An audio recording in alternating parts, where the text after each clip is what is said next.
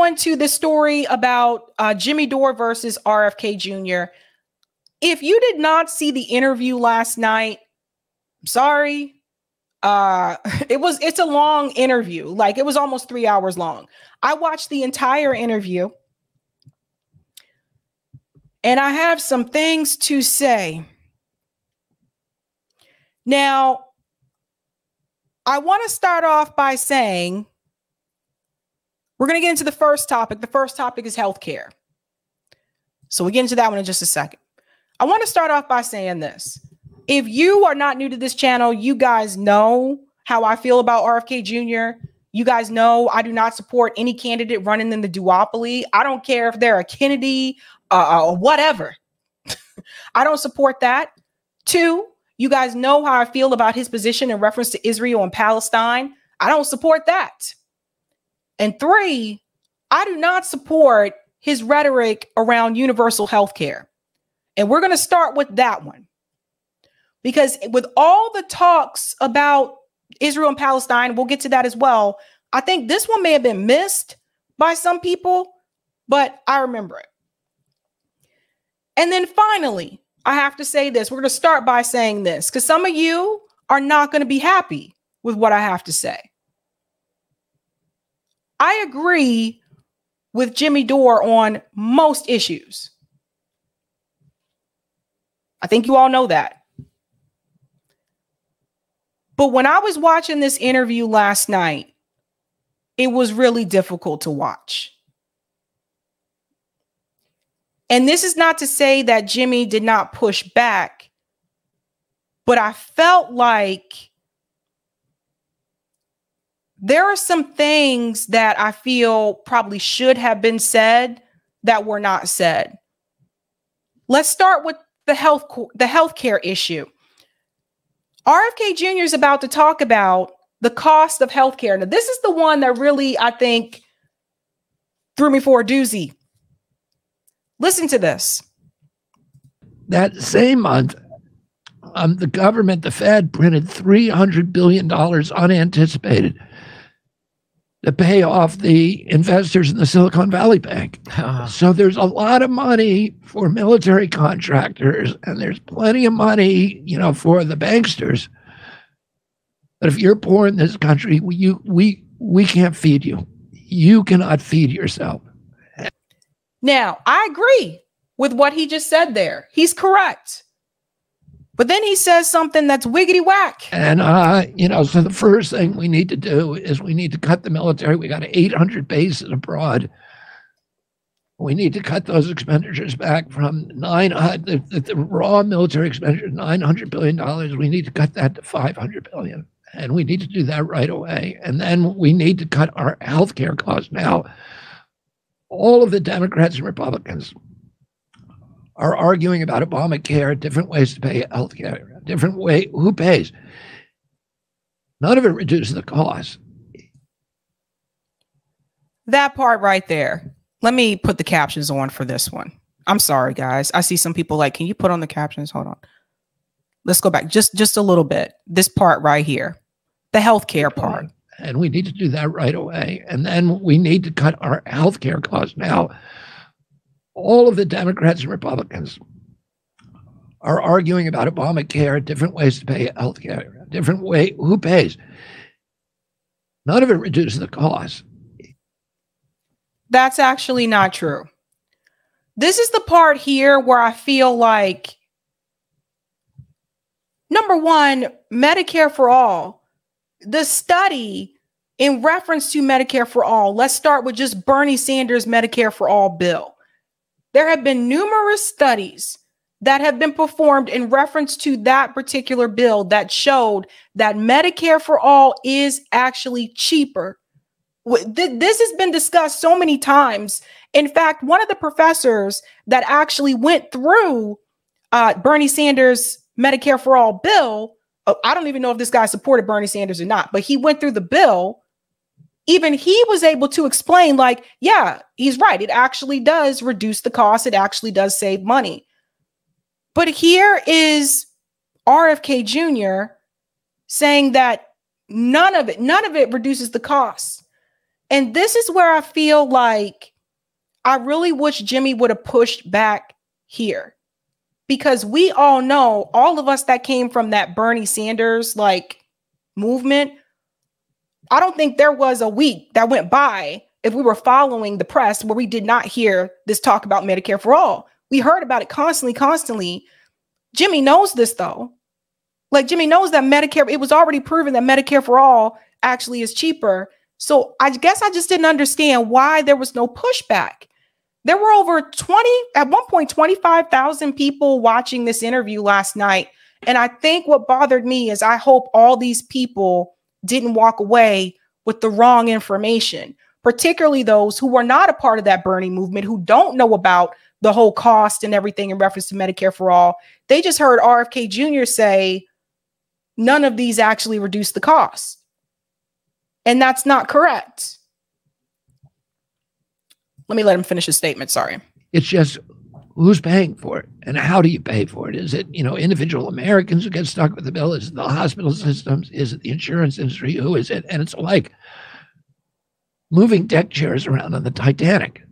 The ship is still going down and you're just figuring out, who's going to get saved and who's not. But the real question is, why are we spending so much? We spend $4.3 trillion.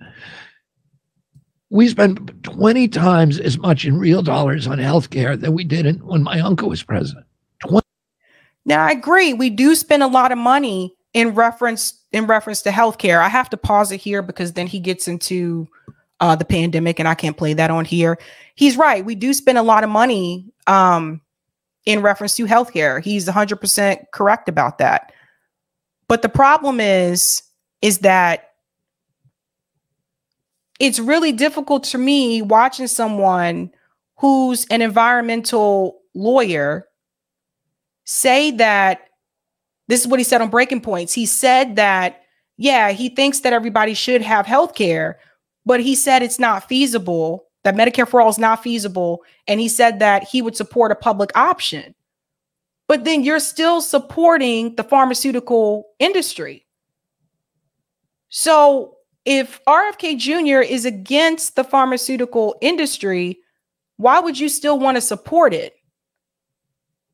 And that's the part for me. It's like the healthcare one, like, no, like, weren't we mad at AOC and the rest of the squad because they didn't force the vote for Medicare for all? I don't understand what's happening here. So that's the part to me that was just a little, it didn't make sense. So I didn't understand that. I didn't understand why there was no pushback there. And so for people, like I said before, for people who are saying, oh, we can't have Medicare for all in this country, bullshit. How many other countries you see this happen? Bernie Sanders figured this fucking out.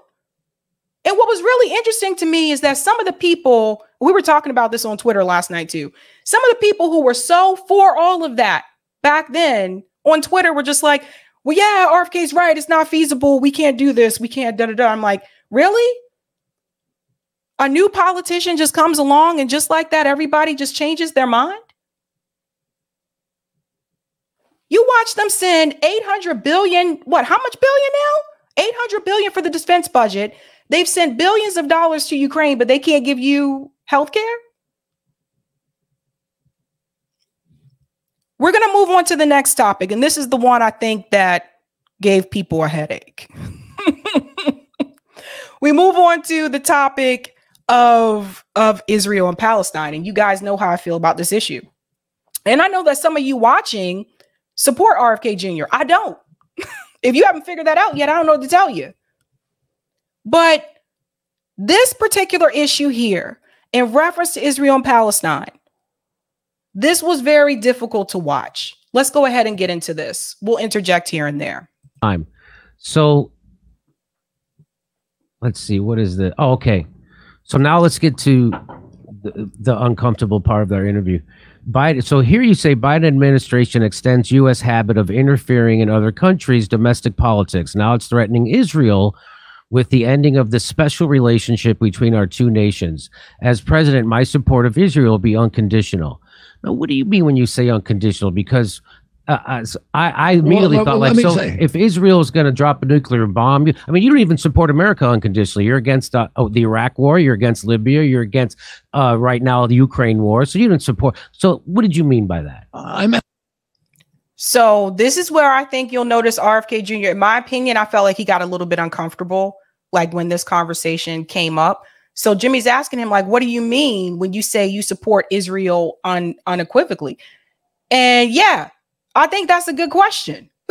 Like, what do you mean by that? Listen to this. And the special relationship that we have now, which Biden was threatening to end, if the Israelis did not change a domestic policy about having to do with their judicial reform. Now, I want to say this. I am against that judicial reform. Israel has probably, well, not probably, but Israel has the best judiciary in the world. It's better than ours. It is more humane. It is the only country in the world that outright forbids torture, even in the ticking time bomb. When he said that it's more humane in reference to Israel's judiciary, by the way, we're not talking about the people. We're talking about the government, right? The Israeli government. More humane for who? More humane for the Palestinians? Well, who is it actually more humane for? Is it more humane for the Ethiopian Jews? Let's let him continue. Scenarios, the only judiciary that's actually specifically addressed the ticking time bomb scenario. So you have a terrorist who you've caught, who you knows there's a bomb that's going to kill tens of thousands of civilians, and the Israel judiciary has said even in that case you cannot torture him. No other judiciary in the world says that. The Israel judiciary has, there's, I think, 3 of the 12 Supreme Court justices are Palestinians. There are Palestinian judges all over, as there are legislatures, and it's guaranteed, full participation of Palestinians in the electoral process. There's 1.9 million Palestinians in Israel who vote. They elect legislatures. But I just want to pause here, because when he talks about the Palestinians that are elected legislators, when we spoke to the Palestinian Network, and I talked about this just a couple of days ago, they explained that not all of the people that are Palestinians that are in those positions are actually doing for the Palestinian people, that some of them have sold out so that they can benefit and not be a part of the scrutiny. We see stuff like that happen in this country. We see things like that happen with people like, let's talk about some of the Black politicians in DC that did that.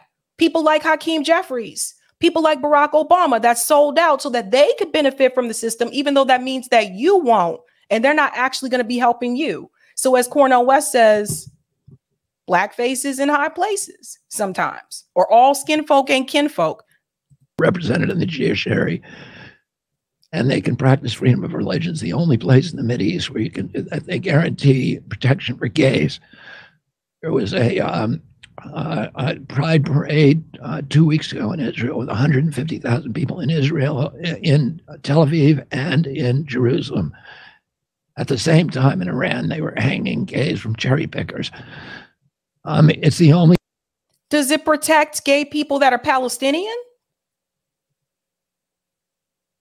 Like that, it just, let me go on. Place where women have full rights. It's the only place where Palestinians can legally complain about their government with no fear of reprisal. So anywhere else, including the West Bank, if you complain about the extremely corrupt governments in the West Bank or Gaza, you risk your life, and you'll face torture and death. So, just because the judiciary has those laws doesn't mean it's being followed. We have laws here in the United States. Are they always followed? No, they're not. Let me continue. the judiciary in Israel is unique in the world. It's also said you can't pressure people putting pressure on their family. You can't pressure terrorists in that way at all. I have a feeling that happens all the time, though. I mean, again, well, but you can go to jail for it. But I'm not right. But I'm not I'm not an expert. And you can sue people for it. Okay. Oh, so I get your defense of Israel. So yeah, but I'm not, and some people, like, when just letting you guys know, for those of you who didn't see this and you weren't in the live chat last night, by the way, live chat was wild. Like, I had to get out of the chat. Because in the live chat, there were some people saying like, yay, go Jimmy, go. And there were some people saying like, kick him out. There was like some people had like, there were a lot of like Palestinian flags. Like people were saying free Palestine. Like that started from the very beginning of the interview, by the way. Like I told you, the interview was almost 3 hours. So there was the chat was wild. Like I had to leave the chat. But some people, when Jimmy said that comment there, I get your defense of Israel. That didn't sit well with some people. Just letting you know. Let me finish. I'm not saying that I'm not going to oppose, and I'm co-signing, every policy. So you don't mean unconditional? No, I don't mean in that sense. I mean unconditional, because we give $3.5 billion to Israel every year. Now we give $2.3 billion to Egypt, which has no human rights, and we give $1 billion to Jordan, which has no human rights, and we give $800 million a year to the Palestinian Authority, which uses that money to pay bounties to Palestinians who kill Jews, not government officials, but Jewish civilians. So if you go to Israel and if you kill a Jew anywhere in the world and you're a Palestinian, the Palestinian Authority will pay you money for that, and they will. I don't know enough to push back on this. So I know. I think there's this narrative, and particularly on the liberal left, that says that that portrays Israel as a kind of occupying nation sitting on a Palestinian land, and the whole thing is a lie from start to bottom. And let me just tell you a little. Did you see what he just did there? So RFK Jr. goes, this lie from the liberal left. Liberals aren't left, first of all. But two, the occupation. Yes, there is occupation. Yes, there are settlements.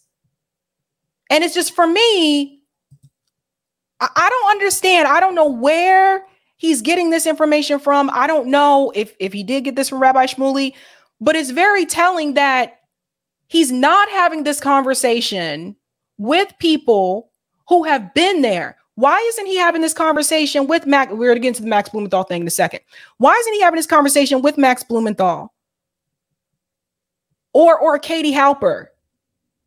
Or Aaron Monte? Kim Iverson went to Gaza. Like, why isn't he having this conversation with the people who have actually been there and they've seen it and they've reported on it? Let's go. A little bit about the history. Israel and Jordan were part of what was called the British Mandate when the Ottoman Empire, in 1922, when the Ottoman Empire collapsed after World War I, we went to war. The Palestinians were on the side of the Ottoman Empire against the Allies. The Jews were on our side. There were more Jews in Palestine at that time than there were Palestinians. But at the end, the Ottoman Empire disappears. And so there's a lot of land that is part of the Ottoman Empire. And the question is, what do you do with that land? Woodrow Wilson and the League of Nations said, what we're going to do is we're going to give it to whoever lives there. Whoever lives on that land now is the sovereign of their own country. Well, they took Palestine and they said, there's half the people, a little over half are Jews, a little under half are Arabs. So we're going to cut it in two, and we're going to give half, part of the Jews, part of the Arabs. But there was so much anti-Jewish, anti-Semitic bigotry at that time that they gave 4/5 of it to the Arabs and 1/5 to the Jews. Just a tiny sliver 9 miles across to the Jews. Tiny. Can we just stop here for a second? Who is in power right now? Who is in the minority? The Palestinian people are in the minority. The Ethiopian Jews are in the minority. Who is in power now? One of the things is like RFK Jr., he likes to go back to history and say, let's talk about what happened, but let's talk about what's happening right now. Let's talk about people being pulled out their homes, kids being beaten in the street, killed in the street. RFK Jr. wants to pretend like these things aren't happening. You're going to see that in just a second because there's a video that Jimmy's going to show, and you'll watch just to see how he reacts when he shows that video. Tiny little piece of land with their sacred sites that were not Muslim sacred sites ever. So, that's how that was the original distribution. And then in the 48 war, when Israel got its statehood, they were immediately attacked by by Egypt, Jordan, Syria, all the surrounding countries, and Lebanon, and miraculously beat them off. The Palestinians were on the side of the attackers. Man, all of those countries. You know what? This for me is just, who told him this? Where is this history coming from? I have yet to see him sit down and have this conversation with Palestinian people. Countries, all the Jews were expelled. So all of those countries expelled every Jew in the country and took away something like 27 million square miles of land that were just taken away from them. And those Jews were all sent to Israel. Israel did not do that to the Palestinians in Israel. It allowed them to stay. And then, it's been attacked. It was then attacked in 1967, and in that land it was attacked, and it took land from its attackers. The Palestinians again were on the losing side. But it took strips of land from the attackers, which is the West Bank, Gaza, Sinai, and the Golan Heights. And then Israel said, look, we want to give it all back. But we're not going to give it back because you can attack us from those parts. We're not going to give it back unless you promise us peace. If you renounce violence against us, if you admit that we have a right to exist, we'll give it back. Egypt said yes. Okay. Correct me in the chat if I am incorrect, but from what I read, and let me know, I'm not without fault. From what I read, it was the Palestinians' land first.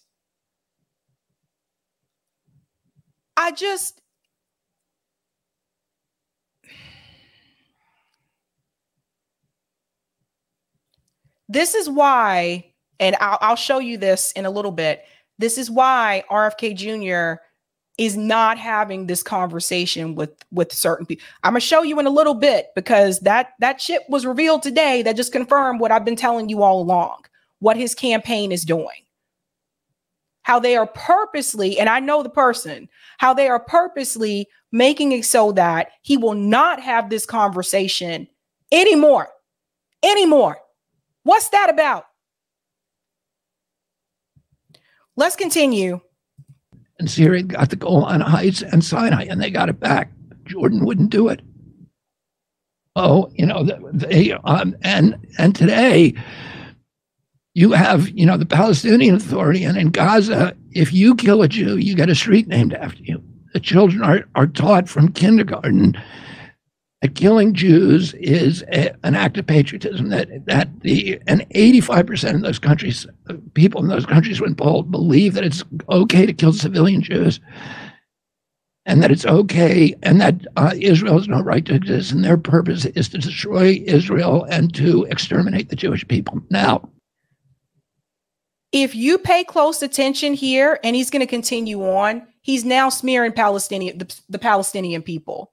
He's going to say, when it comes to, Israel, you can't paint everyone with a broad brush. That's why I continue to say we're talking about the government. We're not talking about the people as a whole. There are Jewish people in Israel that are not on board with this, by the way.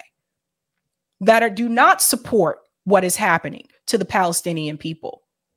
But in this interview, he is painting Palestinians with this generalization. It just, the kids are taught to kill, but what? Israel, on the other hand, only deliberately attacks military targets. So civilians do get killed, but for example, in Jenin, you know, in the recent battle over Jenin. We'll pause here and we'll get into Jenin. That's not true. This part right here, they only attacks military targets. Okay. The Palestinian journalist, who's a U.S. citizen, who was killed, she had on a helmet and she had on armor. We talked about this a couple nights ago. Helmet and had on armor.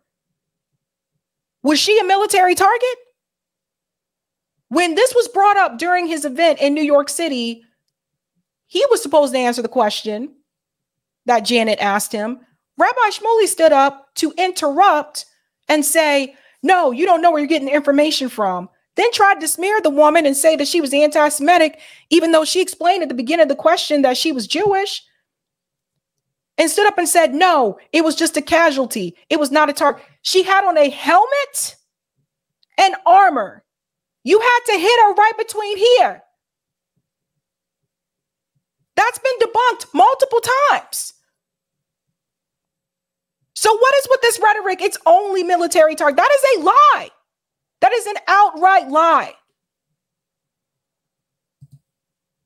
Jenin is a bomb factory. It's, you know, it's terrorist bomb factory. But Israel, unlike Russia, which when they, you know, have areas like that in Chechnya, or the United States and Iraq, we bomb the whole neighborhood because, you know, we're not going to send troops in there who are going to die protecting people. You're saying Israel does? I know I've covered stories where they bombed schools. Yeah, well, but not what are you never, never deliberately. Oh yes. Oh, in war. That is a damn lie. That is a damn lie. And Jimmy's saying it in a way like Jimmy's trying to be polite, and he's like, "Oh yes, yes, yes, that's true." I don't understand where RFK Jr. is getting this information from. It's disgusting. Or listen, yes, that's not true. Yeah, it is. Israel, of course, the it's true. Listen, the IDF, you know, Colonel Camp was one of the top military experts in the world. I've covered these stories. Well, I understand. Jimmy covered the story, but RFK here to let you know, sorry, Jimmy, even though you covered those stories, what I'm saying is true. So he letting Jimmy know, yeah, I don't believe, I know you covered the story, but what you said isn't true.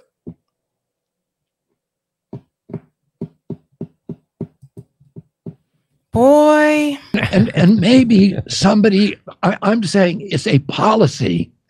Of course, in war, stuff happens. And you may have individuals who kill a reporter, who do something like that. But the policy of the Israeli military is always only to attack military targets. Now, of course, that doesn't always happen. But let me tell you this. The politics, the military policy of every one of the surrounding nations and of Gaza and of the West Bank is not to attack military targets. It's to attack. He's talking about a policy. Just because they have a policy doesn't mean it's being followed. Doesn't mean, is RFK seriously just going to sit up here and ignore the hundreds of videos that I know I've seen, that a lot of us have seen, where they have attacked not military targets? I've watched them beat kids in the street. Was that child a military target?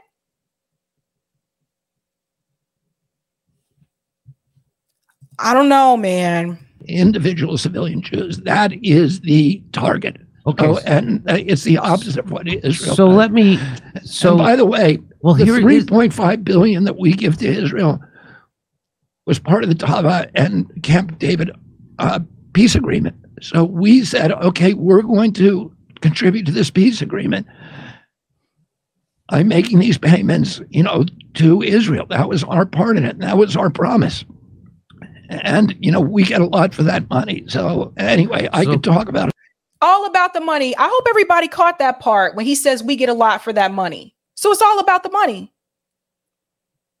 We made that promise as a part of Camp David, and and we get a lot for that money. So because we get a lot for that money, we should just sit back and ignore the atrocities that are happening to the minority groups in Israel? Because we getting that money? Is that what this really about? Now, Jimmy's going to show him a video. Watch this. I know. So I have to push back on you a little bit on that. I'm happy to. I'm happy for the opportunity to explain my position. So here you're talking about how they inside the hospital premises, Israeli military rained down tear gas and bombs. That's there. They also use. Yeah, but this is Janine. Now in Janine, he interrupts Jimmy. He didn't let Jimmy finish what he was saying. Notice how quick he was. By the way, he didn't interrupt him the whole interview before we got to this part. He does a lot of interrupting here during the conversation about Israel and Palestine. This is a hospital that was bombed, tear gas bomb. It was a hospital. Okay, so think about all the people who were just there sick, minding their own business. Listen to RFK Jr. make excuses for this. This is what set me off last night on Twitter. I tweeted about this on Twitter. And I said, the fact that RFK Jr. is sitting here making excuses for why they attacked a hospital. Continue. Okay, and Janine, you're looking at Janine here. Not a single civilian died. And the IDF risked lives to go in there and do door-to-door. But they did use, but they also did bomb it. They but the terror, listen. Right, with why is he interrupting? So I want to bring back something that many of you have already acknowledged last night. RFK Jr. is doing to Jimmy Dore similar to what Anderson Cooper did to Cornel West. And I covered that interview as well. RFK Jr., for the most part, Jimmy did not interrupt him. The first 30 minutes of the freaking video or freaking interview, RFK Jr. was talking about his personal life. Okay? Which I didn't really give two fucks about. He just went on talking about like his personal life. And I'm like, can we get to some policy?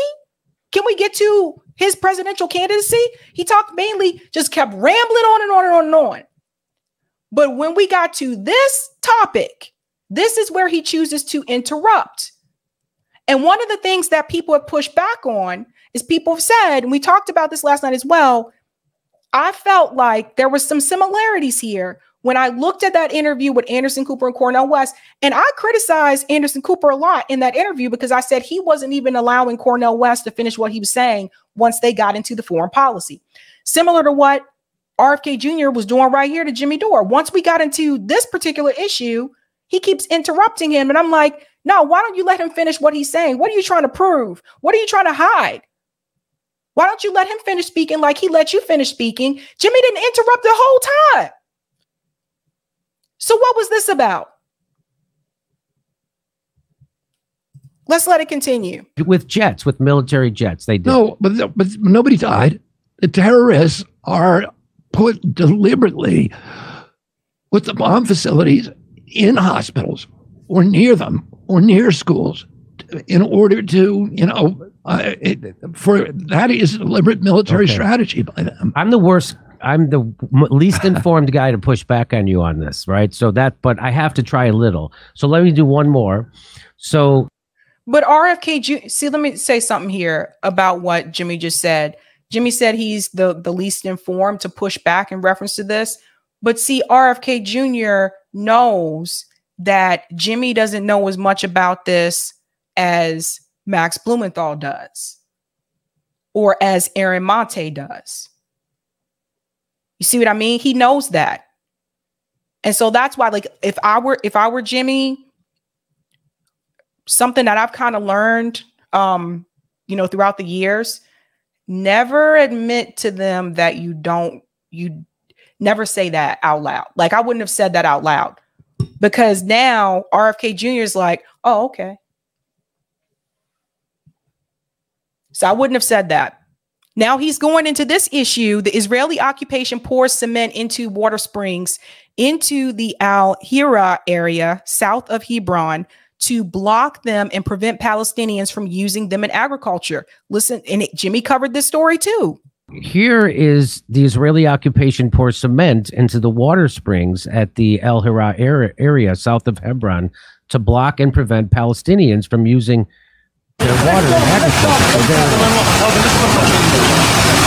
So we don't have to play it. It's all right. Yeah. So that's happening. And I don't know enough about that, Jimmy, to be. And here we go with the typical politician answer. And this is something, it's not just RFK that does this. A lot of politicians do this, or candidates that are running do this. When it's something that they feel they can't push back on or they can't refute, all of a sudden is, I don't know enough about that particular incident. We saw him do the same thing in New York City at the event when Janet brought up the issue with the Palestinian journalists. When he finally did answer after Rabbi Shmuley sat down, he said, I don't know enough about it. Guys, that's typical politician speak. When they can't refute it, I don't know enough about it. Or my other favorite one is, I have to look into that. He know all this whole entire history of Israel, which he claimed to tell everybody about on the show. But when it comes to particular issues that these are current events, all of a sudden is, I don't know about that. Yeah, but to be able to address it. So let's do one more. Here's from Max Blumenthal. He says, Israel's apartheid army leveled Sharuk Tower today in Gaza City. I remember doing some interviews there a few years ago after climbing close to a dozen flights during a blackout. It's home to many media offices, which is precisely why it was targeted. And that was a major residential tower in Israel bombed in Gaza. And there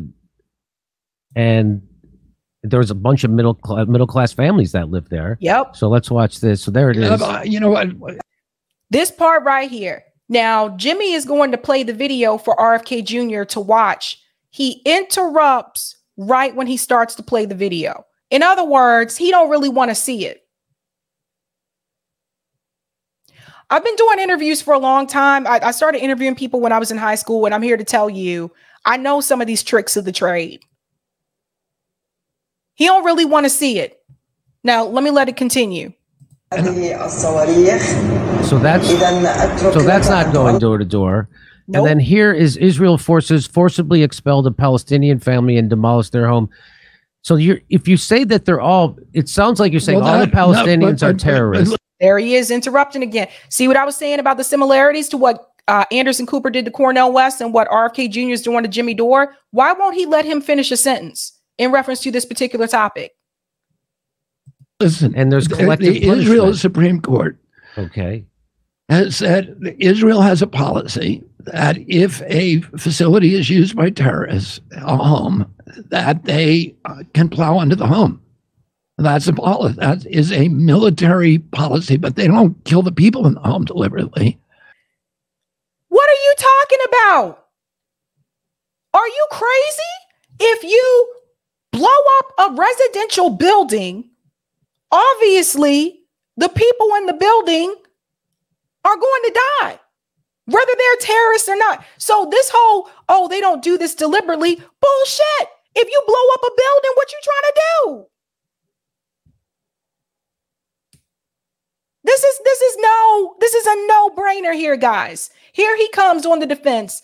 What I have noticed through this interview, through this entire conversation, every time it was something that the Israeli government did that Jimmy was trying to point out, RFK Jr. ran to defend, or the response was, I'm not familiar with that. I don't know about that. But when it came to the Palestinians, there was no defense. There never has been. Every time he talks about this particular issue, there's no defense of the Palestinian people. What is that all about? This is a mess. And I think that's if you have limited objectives, and they're proportional. That sounds proportional to me. Now, in terms of that tower in Gaza, you know, I would love to research that, which I will do. Okay. There we go again. I don't know about that one. Let me look into it. You guys see how this works? And find out what the justification. And I love Max Blumenthal, but I do not think he's objective on Israel. I think his reporting on Israel is not, I love Max Blumenthal, but I do not think he's objective on Israel. And RFK Jr. is objective on Israel. Max Blumenthal reported from there. Max Blumenthal has been there. Now, we are going into the part of the interview where Jimmy Dore is going to ask him if he will interview Max Blumenthal. This is especially important considering the events that transpired earlier this morning. So check this out. It needs to be questioned. Okay. Well, here's what I would ask. Just like, you know, Peter Hotez ducked you and Joe Rogan, I would love, because Max is the guy to talk to about this, not me. So would you do an interview with Max, because he would be able to talk to you about this way better than I can. I'm really not good at this. Yeah, I would love to talk to Max. Yeah, I mean, Max is a great guy. He's an honest, he's a straight shooter. Pause here for a second. So there's RFK Jr. telling you he would love to talk to Max, and that could be true. He does know who Max Blumenthal is,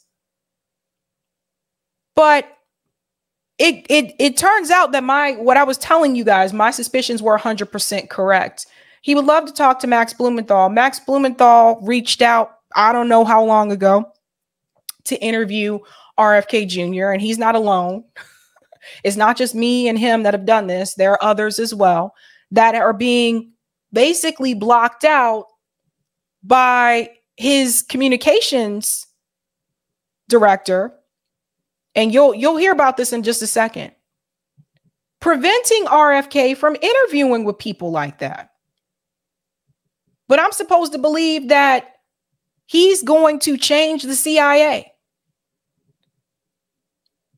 I'm supposed to believe that. Hold on to this. He agreed to interview with Max Blumenthal. Hold that thought. We'll come back to that in a second. And so let me just, here, these can't all be terrorists, right? And they're well, no. Turn all the way down. Yeah, well, like I said, Israel has a policy that if a home is used for terrorist activity, that they plow it under. Dude, you can't tell me that every one of those homes have been used for terrorist activity. Just because they have a policy doesn't mean they're actually following it.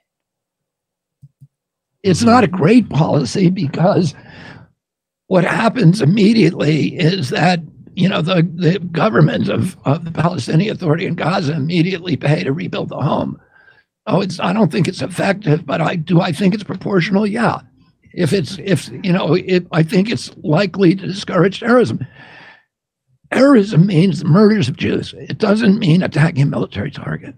And that is the objective. Let's kill as many individual Jews as possible. And that's, that's just wrong. And what is the objective of the Israeli government? What is the objective of the IDF? For people who have told me, by the way, one of RFK Jr.'s friends who was in a DM group with me. Now, I don't reveal private DMs because I'm not that person. But she is no longer in that DM group. She's mad because I blocked her on Twitter. If you're on Twitter, you probably saw that exchange today. Made it very clear that she don't care about this issue. And I want to say to you, those of you who say you don't care about this issue, I think that you need to pay attention to what the Israeli government, particularly the IDF, is doing, the defense forces are doing, because where do you think our police get their training from? When you talk about Cop City, where do you think that came from? This idea of building Cop City, where do you think it came from? It came from the IDF. That's who trains and militarizes the police here in the United States. So when you tell me that you don't care about this particular issue, that lets me know that you have not made the connection to the domestic issues here at home with that issue abroad. And that is a problem. And if you don't care about a cop city, or if you don't care about militarization of the police, then that tells me you don't really care about people in my community either, boo. Because we're the ones that the police usually come after. But don't worry, wait. Because one day it's going to come a point, especially when this country sinks to more economic lows, it's going to come a point where they're going to come after for you too. It's going to come a point where they're not going to be on your side either, boo, unless you are wealthy. It's going to come to a point where the color of your skin isn't going to matter if the police stop you or not. They're going to see you as a threat simply because, going back to that DSA article we talked about, they see the working class as a problem. Wait for it. Let's go ahead and finish up here. We are subsidizing, they have this whole program called the Play to Slay, or Pay to Slay. If you kill a Jew, you're taken care of for life. If you go to prison, you're paid a salary while you're in prison, and your family is taken care of. And it's, I don't think we should be paying for that. So I know, so you don't agree that. But we should be paying for them to kill Palestinian people, though. It's okay to pay for that. If they're just there, they were just in the way. They were just the wrong place, wrong time. Israel is an apartheid state. Even Not at all. I know. But doesn't pretty much every human rights organization say it is? Yeah, but yes. Yes. Okay. And so. Yes. And so why aren't they saying that? Why do those same organizations not criticize the killing of gays in Iran and all of these other Arab countries? Now he trying to do tit for tat. Human Rights Watch.org, if you look on their website, yes, they do consider what's happening to the Palestinian people in Israel to be a human rights issue. This is not a secret. RFK Jr. knows that. He just lets you know that he knows that. Now he's trying to say, well, why don't they do this in reference to gay people that are being killed in Iran? But you acknowledge that they have established that this is a human rights issue in Israel. Why are you still trying to defend it? You see this? Let's do tit for tat. Why haven't they done this? Why haven't they done that?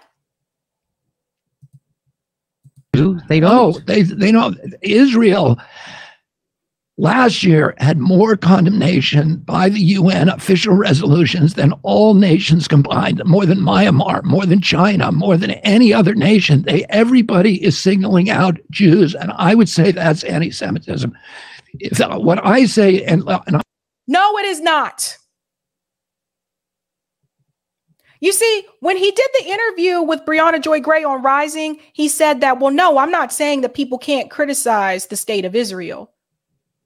And Bree specifically asked him that there are people that are saying that that's considered to be anti-Semitic.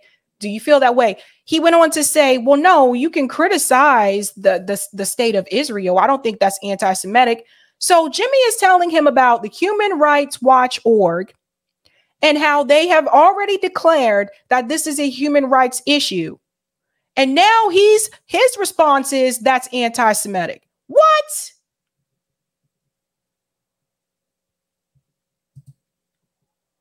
I do not believe that criticism of Israel is anti-Semitism. I don't co-sign. But you do. But you do.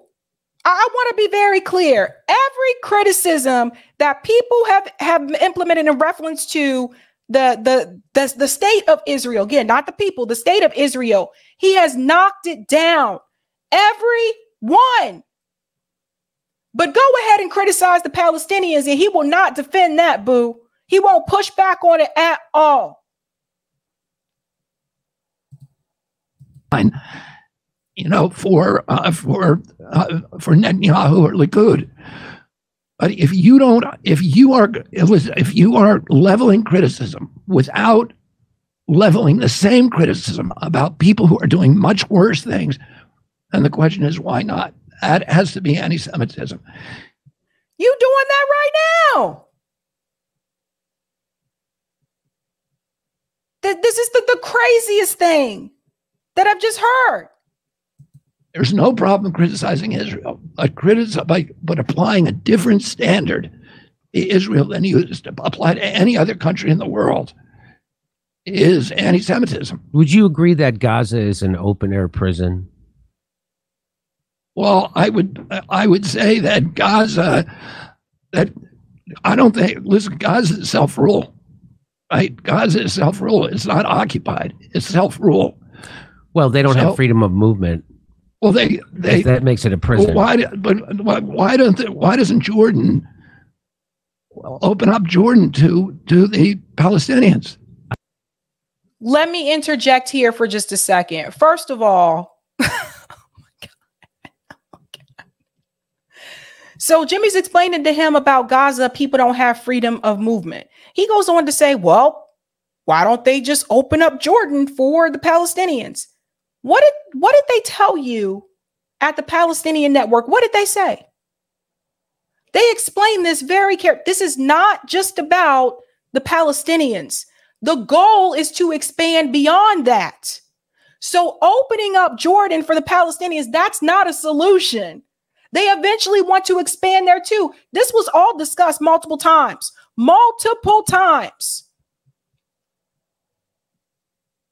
And he just doesn't, I don't even want to hear that he doesn't get it. I think he gets it.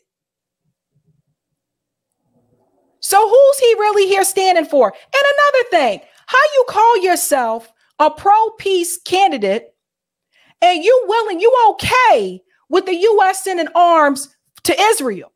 That's not peace. Call that shit out. I'm going to keep it clear right now.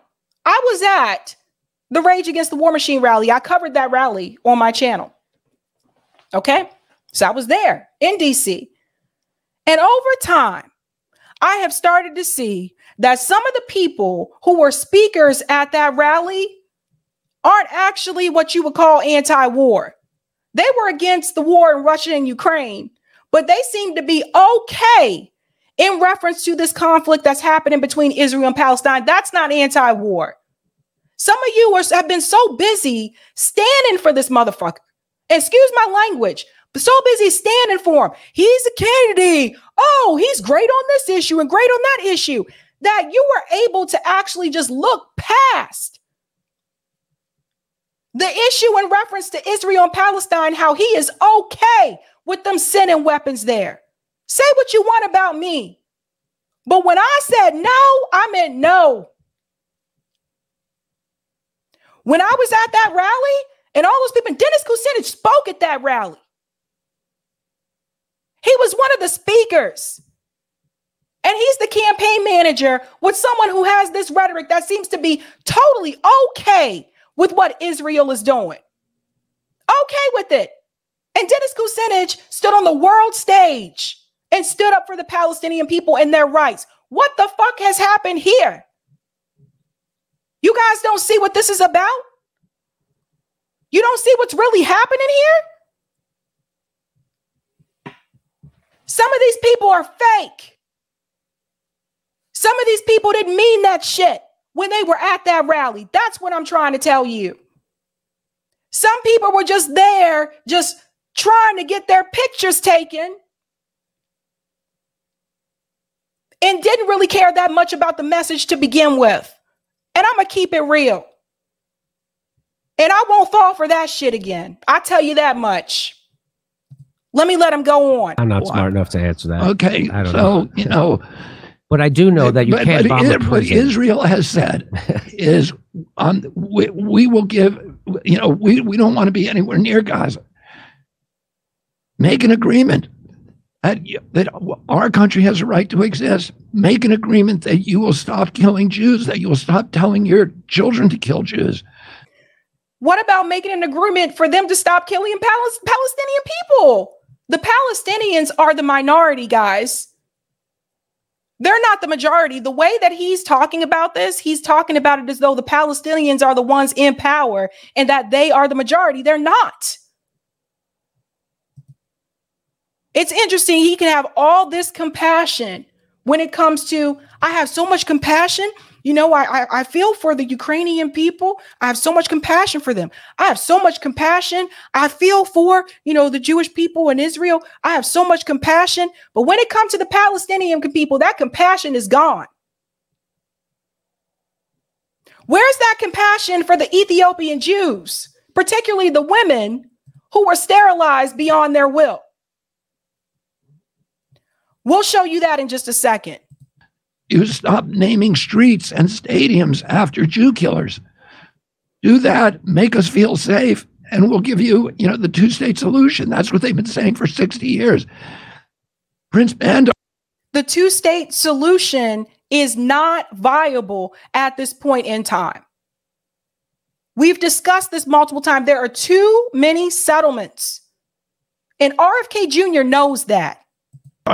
Who was the referee in the Camp David Accords, and Ehud Barak offered the Palestinians everything they wanted, including giving them the entire West Bank, plus like 97% of the West Bank, plus 3% of Israel to make up for the 3% it was keeping. And Yasser Arafat, in the end, and everybody agreed this, Yasser Arafat simply said he wouldn't negotiate. Prince Bandar, all of the people involved in that, Clinton, etc., all said it was completely Yasser Arafat's fault that they, and by the way, that there was no negotiation. Yasser Arafat would not negotiate. So we believe Clinton now? But for 60 years, the Israelis have been trying to negotiate, and nobody will negotiate. The leadership is bad leadership. Yasser Arafat sold $1 billion from his people. He died a billionaire. His wife is a billionaire. Mahmoud Abbas has $800 or $700 million.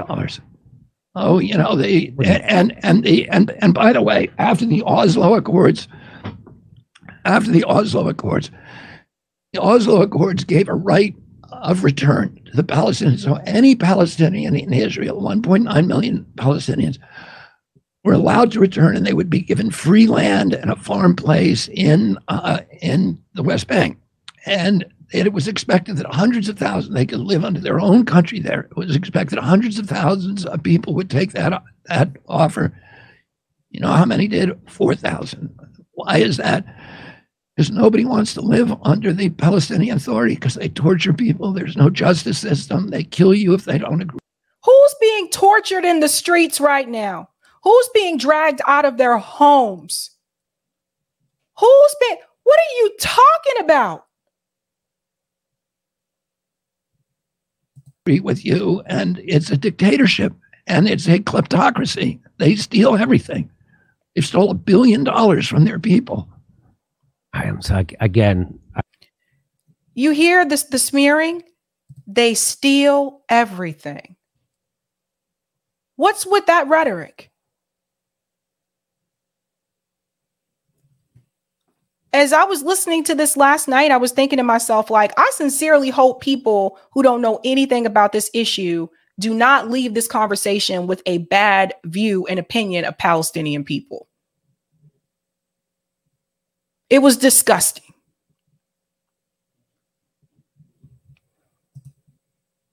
I apologize. I have no idea how to push back on you on that, but I would not have said that.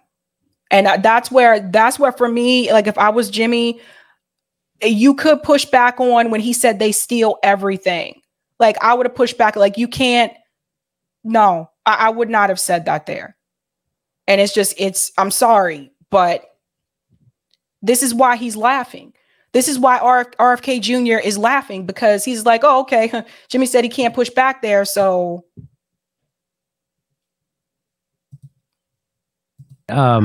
I just want, so you would say, let me ask you one more question about this. Like, I think if you could just, anyway, So you said Wasserman Schultz has not only refused to condemn the over anti-Semitic rhetoric of Rashid Tlaib and Ilhan Omar, but she supported Omar's appointment to the Foreign Relations Committee despite Omar's advocacy of a boycott of Israel. Omar used that platform to issue regular libels against Israel and Jews that include references to Jews and their Benjamins. I won't be lecturing.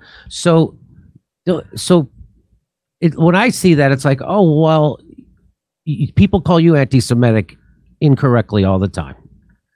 And it's just, why wouldn't you be more hesitant? Aren't you doing the same thing here that people do to you? No, I'm not, because I never said anything anti-Semitic. If she was criticizing Israel, that is not anti-Semitism. Everybody has a right to criticize Israel, just like it's an imperfect democracy. Everybody has a right to criticize it, but RFK Jr. will never agree with the criticism. He'll come in to defend it. The only democracy in the Mideast, but it's an imperfect democracy, just like we are. And people ought to criticize it. But if you're applying a different set of standards to Israel than you are every other country, if you let every other country slide on human rights abuses and I mean, every country in the Mideast is an apartheid state. They don't let Jews live there. They don't let Jews hold office. They don't let Jews into their legislature. So because other countries are doing it, that makes it okay? There's temples in Iran. But there's nobody in political office. It's apartheid. Oh, okay. Okay, why aren't they all apartheid? They're apartheid against Jews. The Jews let Palestinians. Israel allows Palestinians to vote. Allowed to hold political office. They have the same rights as other Israelis. They even have more rights because they can visit the Temple Mount, and Israelis are not allowed to. How do you have more rights when your temples are being bombed, when the IDF is coming in shooting people when you're in the temple? How do you have more rights when you're being dragged out of your home? How do you have more rights when they're beating up the fucking kids? How do you have more rights? What rights? Jimmy just told you that Gaza, you can't even move freely. Is that rights? No, man. They serve on the courts. They participate in the democracy. It's the only place in the Mideast where you can practice freedom of religion, where women have rights, where gays have rights, where there's real democracy. What rights? See, RFK Jr. is using that same rhetoric as the Democratic Party, real democracy.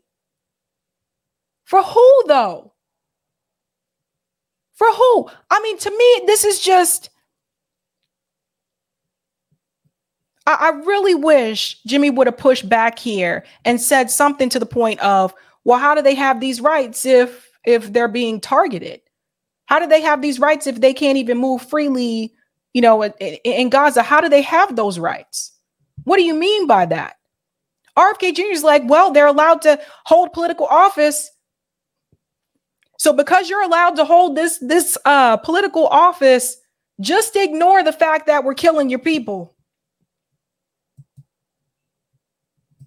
And why is she calling that Israel an apartheid state and not saying Jordan, Syria, Egypt, Iran? So if she did that, you would go, okay, Israel's an apartheid state? Of course. If she's saying all of them are apartheid state, that's fine. So you can't just criticize one country, according to RFK Jr. You can't just criticize Israel. You have to criticize other countries. You have to include them in the criticism, according to RFK Jr., or otherwise he's going to say that you're anti-Semitic. How the hell does Jimmy even sit here this long and listen to this line of bullshit? And who made RFK Jr. the lawmaker or the rule maker in reference to how you can criticize Israel, when, where, how, and what you have to include along with that criticism to be considered not to be anti-Semitic? Who made him the rule maker in reference to that? Honey. But if she only says Israel's an apartheid state, that's anti-Semitism. And calling You know, talking about Israel's and their Benjamins, that's a little sketchy when you say.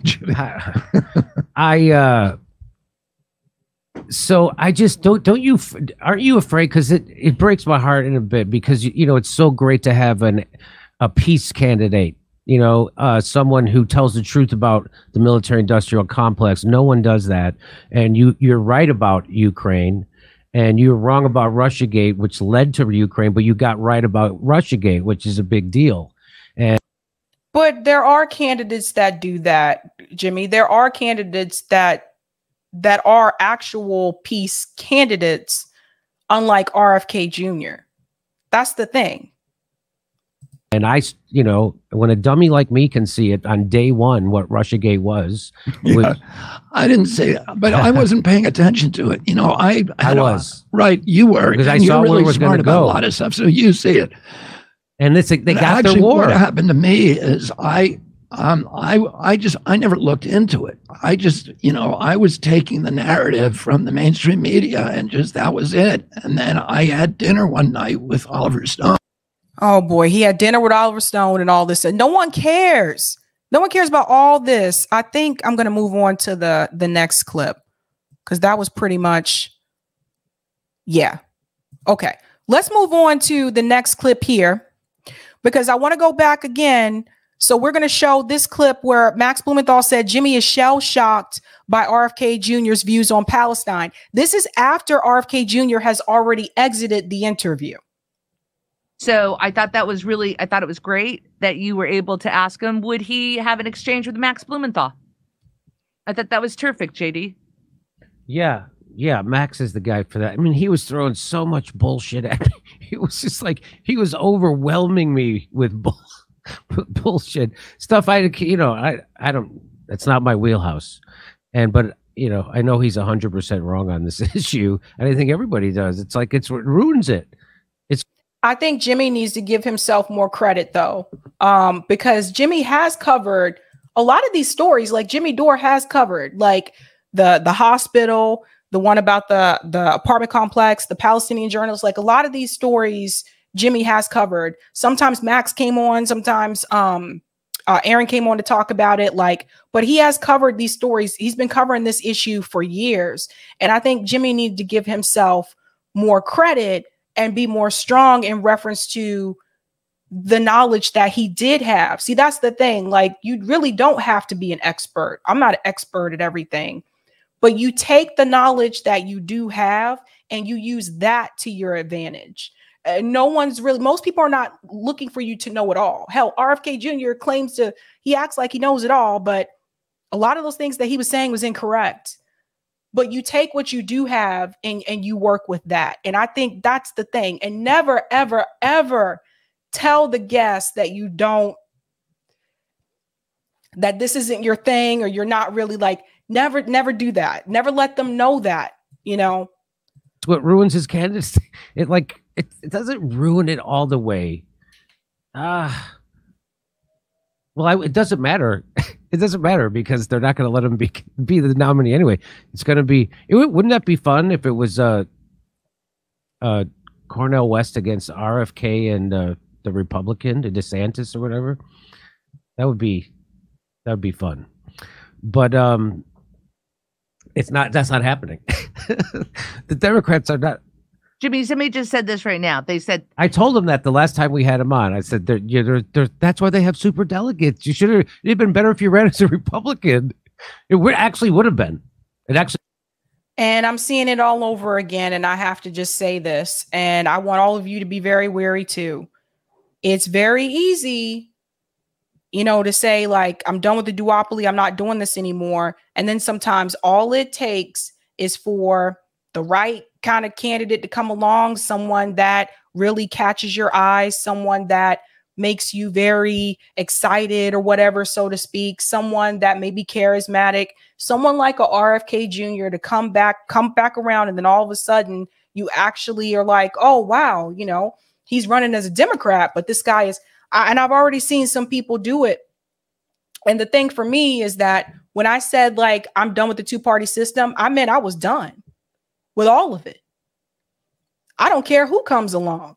I don't care if Jesus comes down from the sky himself and says, Sabby, I'm running as a Democrat. I'd be like, bye. So that's the thing. There's always going to be one. There's always going to be another one that's going to come, and it's going to come with something else. Maybe next time it won't be anti-war. Maybe it'll be something else that people are kind of squeamish about. And next thing you know, you right back in the Democratic Party. But I think RFK Jr. exposed himself quite a bit on this interview. He's done other interviews as well, but I think he exposed himself quite a bit. But what was really sad was just like looking at the live chat last night. I was like, wow, like people were not happy in the live chat. People were not happy. Let me finish. He would have been. Jimmy Paul says, thanks for a great job. Isn't it enough that RFK, much like Jimmy, is a decent human being? That's the first hurdle, and I don't see anyone else clearing it. Look at you, Paul. But I will say, his view on Israel and the Palestine, I would say, I find it odious. It's just so, we've covered those stories. You're really going to try to tell me that they don't bomb God? They bomb. You can't bomb an open air prison, and that's what that is. But you know, like what we've said before in interviews is, you ask the question, and then the person reveals themselves for who they are. It's so obvious that he's wrong on this issue. It's just, oh my God, But where some people were upset is the fact that some people saw the video that Jimmy Dore made about the Cornel West interview with Anderson Cooper, where Jimmy said that Cornel West wasn't prepared and that he's not ready. And Jimmy was very upset, like in that video. And then people saw this interview last night and people were like, where's, you know, I don't expect a host to scream at their guests. I don't scream at guests. I don't expect that to happen. But I think where people were kind of upset is because they saw the comparison between the way he reacted in reference to Cornel West and the Anderson Cooper video. And people kind of felt like he was way, way calmer with RFK Jr. Granted, the other one, he wasn't actually interviewing Cornel West, but it seemed, I've seen Jimmy be harsher towards candidates. I was just watching the interview, rewatching the interview that Jimmy Dore did with Andrew Yang. I don't know if you guys remember that when Andrew Yang was running. I was rewatching that interview before I went live. And Jimmy was much harsher when Andrew Yang said, no, you know, he didn't support the increase in the minimum wage. And he was just like, let's just do UBI. Jimmy was much harsher towards him. So I don't know. Maybe there may be somewhat of a soft spot for RFK Jr. Don't know. But I just think I wish he would have gone harder at RFK Jr. I will say that. a heartbreaker. SS says, I think a lot of these single issue Palestine zealots are bad faith. I don't know. It's like, I don't know what it is. Like, I don't know what it is, right? Like, what is it? Why is it that you can stand up to the military industrial complex in Ukraine? You can stand up to the big pharma. You could stand up to the Silicon Valley, and you can stand up to your own party, but you can't stand up to Israel? I don't understand. Money. Like I'm sorry, but RFK Jr. knows, like, it. I think he knows that he's probably going to not get as much donations if he has the position similar to what Cornel West has in reference to Israel and Palestine. I think that has a lot to do with it. But also in reference to the big pharma thing, I don't even know if I would say, yeah, he really stands up to big pharma because, yeah, in some ways, in reference to, you know, the pandemic, can't say too much about that on here, but in reference to when it comes to just the healthcare system overall, we need a complete overhaul of our healthcare system. And as someone who's been an environmental lawyer, and you've seen the devastation that environmental pollution has brought to some of those communities like Flint, Michigan, right? Then you know one of the first things that people in those communities are going to need is healthcare. Just like East Palestine, Ohio right now, those people need healthcare. And not everybody has it. Sorry, finish what that is about. It's a head scratcher for me. Isn't it for everybody? Yeah, it's crazy. It really is crazy. And I just want to show you what one of those things looks like. A lot of people may not be familiar with this. Israel gave birth control to Ethiopian Jews without their consent.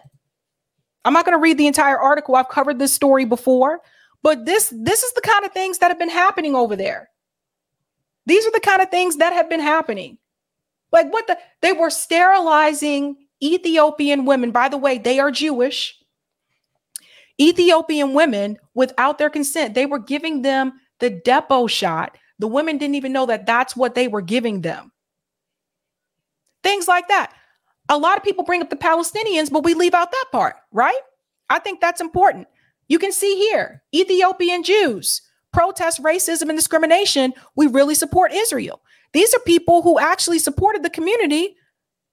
And you can just see here, there's several examples, guys. Not religion at issue here, but color. Israel's Ethiopian Jews venting their anger outside the Knesset at what they see as racism in schools, in the workplace, in their homes. The trigger for this latest protest reports that landlords in southern Israel were refusing to accept Ethiopian Jews as tenants. We really love Israel. We really support Israel. But we want to change the discrimination. Many complain of prejudice from employers who either don't hire Ethiopians or fail to promote them. We have a lot of academic that doesn't have work. They work in the garbage, in the gardener, or cleaning the streets. Some feel a sense of rejection, which has been recognized by the country's opposition leader. Despite receiving a hostile reception, she was determined to voice her support.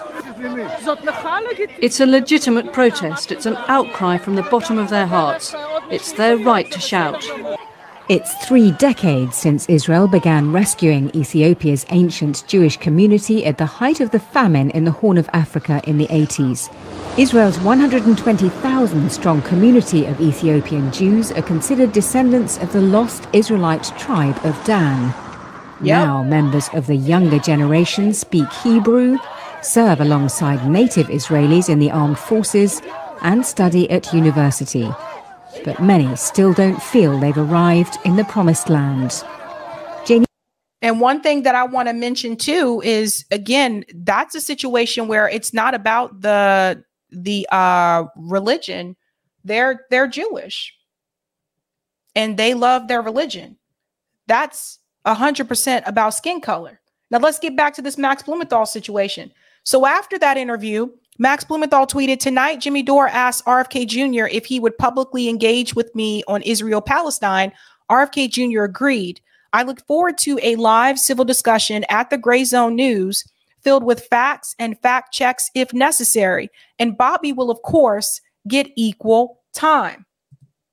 But is that going to happen?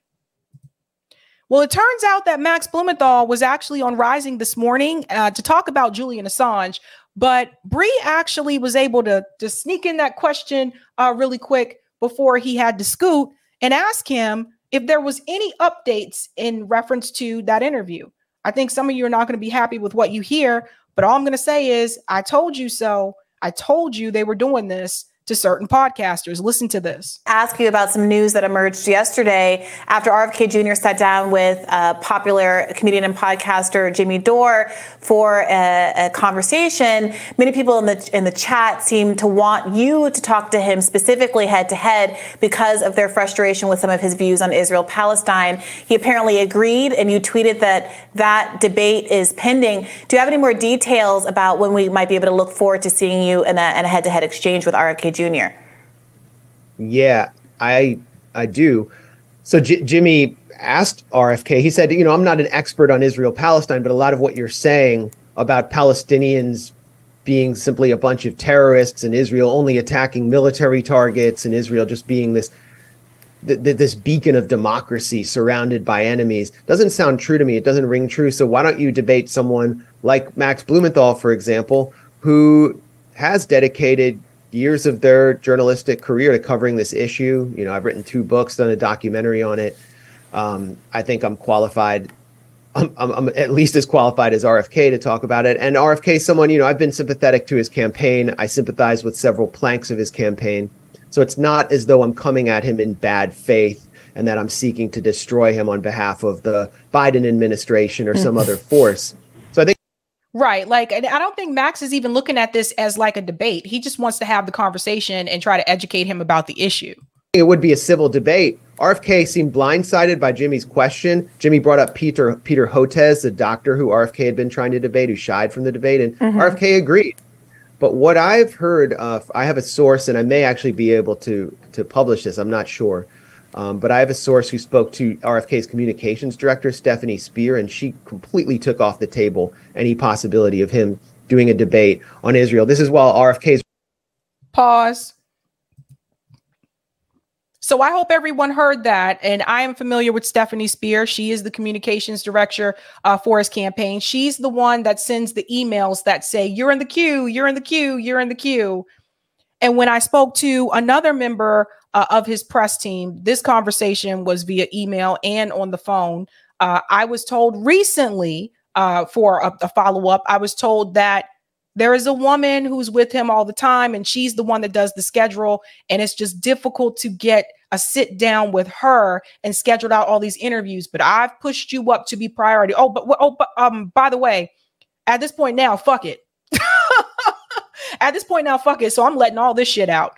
I've pushed you up as a higher priority, and I plan to sit down with her hopefully this week. That was about almost 2 weeks ago. Hopefully this week, to go ahead and to get something scheduled and on the table. So it is very clear to me that the woman that he's referring to is Stephanie Spear, who is the same woman that Max Blumenthal is referring to. And in other words, guys, she's the gatekeeper. She's the one that's blocking those interviews. She's letting the ones come through where people have a conservative or a libertarian audience, which I told you about this before. And she's letting the ones come through that they're not really going to challenge him tough on this particular issue. And they know that Max Blumenthal knows a lot about this, obviously, and Max Blumenthal is Jewish. So for him to have been in the queue as long as, probably longer than me, that says a lot. And it's not just us two. There have been multiple people that have been dealing with this issue. I'm just going to keep it real with you. I have nothing to hide. Shit. Multiple of us that have dealt with this issue, and we've been told the same thing. And meanwhile, you see him constantly going to like conservative podcasts. He can go on conservative shows all he wants to, but the fact that he has actively been avoiding those shows that have that predominantly left audience, that is very telling, because we're the shows that are more likely to push back against his position in reference to Israel and Palestine. So Max just let you know, it looks like that's not even going to happen, because he has a gatekeeper who has basically decided they're not going to let him talk to anyone about this issue. So that goes to show you that what I've been telling you is correct. We'll go back a little bit for the newbies to let you hear what he said about that. Of course. So I think it would be a civil debate. RFK seemed blindsided by Jimmy's question. Jimmy brought up Peter Hotez, the doctor who RFK had been trying to debate, who shied from the debate, and RFK agreed. But what I've heard, I have a source, and I may actually be able to publish this, I'm not sure. But I have a source who spoke to RFK's communications director, Stephanie Spear, and she completely took off the table any possibility of him doing a debate on Israel. This is while RFK Jr. is running around with Shmuley Boteach, an operative of the Adelson family, the far-right Likudnik family that funded the Trump operation, named for the late Sheldon Adelson, who called for dropping a nuclear bomb on Iran. He's running around with him going to Israel pride parades and making, in RFK's words, the case for Israel. So I think he should engage with people who sympathize with his campaign in the same way and demonstrate the integrity of his position. But that doesn't, I actually am increasingly pessimistic after what I've heard. Honestly, at this point, I say fuck him and his campaign. Okay. You don't need to be chasing after people this amount of a time. Like, honestly, like, just let this go. And I want to point out something else really quick in reference to what Due Dissident showed. People were talking about how RFK Jr. was actually up in the polls. There's another poll. I think that was a favorability poll. There's another poll that Due Dissidents brought to my attention. This is from Real Clear Politics. Quick reality check. RFK is down 7 points in the past 90 days, averaging 13.6% in the polls. This is not a campaign with any real momentum beyond online wish casting, which makes it all more ridiculous that people are tying themselves in knots to excuse his Zionism. So if you look at the legend here, Biden is blue, obviously. Kennedy is green and Marianne is yellow. So it has Kennedy at 13.6 and Marianne at 6.0. As you notice over time, he has been just dipping down and down. And if this trend continues, at some point, Marianne and RFK Jr. may actually meet in reference to the polls. So I thought that was really interesting. I thought you guys may want to see that. And then we'd have to call out the super PAC issue. And this is another thing that it's funny to me how all of a sudden all those people who were from the Bernie Sanders movement who said, no, we can't have corporate money in electoral politics. All of a sudden that shit just went right out the window. Now, all of a sudden, when you point out the fact that RFK Jr. has super PACs, all of a sudden it's like, okay, but it's okay because, you know, he's right on Russia and Ukraine. No, it ain't okay. Look at who he's getting his money from. Look at this. I said, why are people ignoring he's funded by a super PAC? All the people who said don't take corporate money now seem to be okay with it. That is a problem. And this is coming from Teddy. So Teddy said, here are the two big donors to the super PAC behind RFK Jr. Timothy Mellon, the GOP mega donor, and Gilded Age Scion, who put $5 million in, and Gavin DeBecker, the security consultant, whose most famous client is Jeff Bezos, who donated $4.5 million. And here's the receipts right here. Like, there's Timothy Mellon. There's the donation right there at the bottom. And then if you go to the next receipt, here's Gavin DeBecker. And here's his donation here. And you'll see a donation here. These things are important and you can't ignore this. Where the money come from, it really does matter. That tells you where they're going to stand at the end of the day. And I think we can't ignore that. I don't care how much you like this person. I don't care how charismatic they may be. You cannot ignore the fact that corporate money is involved, because at the end of the day, that is who they are going to serve, not you.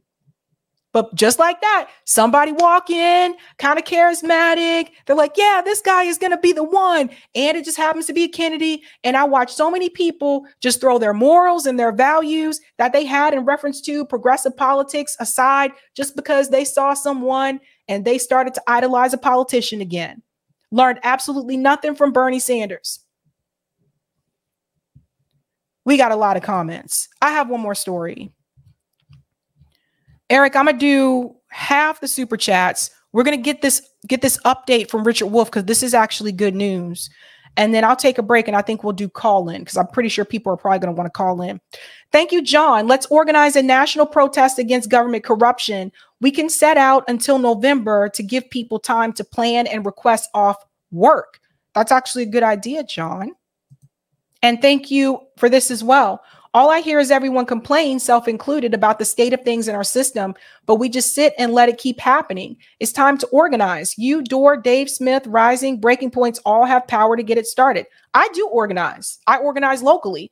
I just did a mutual aid barbecue here in Boston. So I do organize. I can't speak for everybody else. Thank you, Perry, who's a member for 2 months. In 1960s, Africa won its formal independence, but starting now in Niger, Africa will win its real independence. Thank you, Ed. The Bernie plan would leave the expensive private system in place, hospitals, etc. I think you mean Medicare for all, would mainly cut insurance companies. Interesting.